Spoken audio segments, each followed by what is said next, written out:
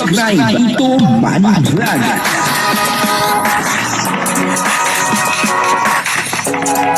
Payagan po si Tito Manny Vlog na mag-reactor para pambiling gamot sa kanya pong karamdaman.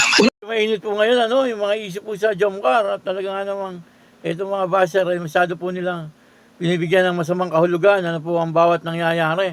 At tulad po nung hindi pag-attend ni Carla sa birthday ng bunsong anak ni Kalinga Prab, marami po ang nagsasabi na hindi daw po umattend dahil iwalay na daw po itong si Kalingap Jomar at saka si Carla. Nako, hindi po yung totoo.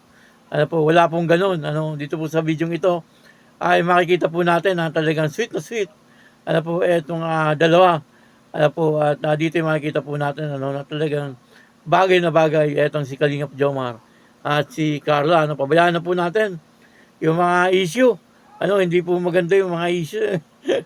Pag-uusapan lagi yung mga issue, medyo nakaka-rindi sa ulo. Wala naman pong katotohanan, ito po ang totoo. Ito pong video ito, mapapanood po natin.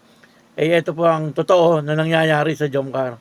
Pero bago po yan, siyempre ako muna po bumabati sa inyong lahat ng magandang umaga, magandang tanghali at magandang gabi sa inyong lahat mga kapatid.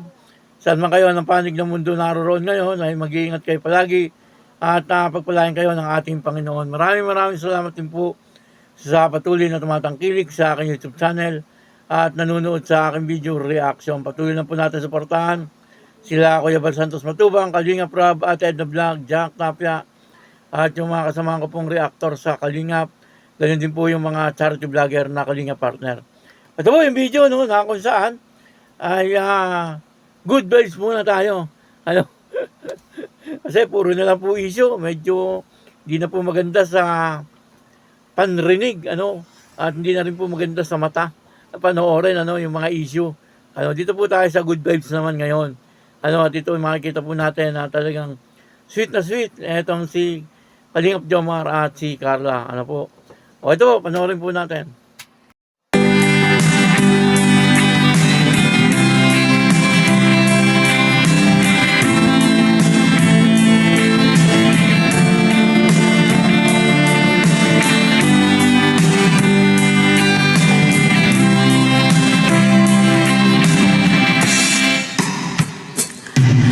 Gusto ko laging makita ng aking mga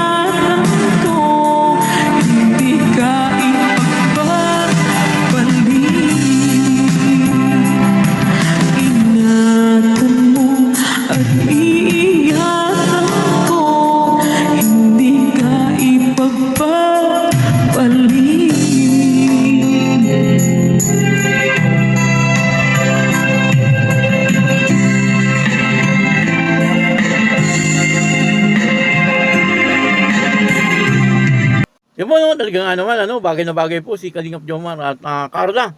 Yun po ba ang hiwalay na sinasabi? Hiwalay po kasi siyempre, si Kalingap Jomar ay nandun sa kanyang apartment at si Carla naman ay nandun din sa kanyang apartment.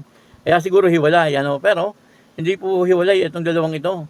Po talagang maganda ang nangyayari sa kanilang relasyon. At kitang-kita po natin sa video ito, na talagang napaka-sweet ng dalawa at bagay na bagay po sila, Ito po natin yung damit ni Carla, lalo po siyang gumanda, naka-jacket na maong, tapos palda na maong din.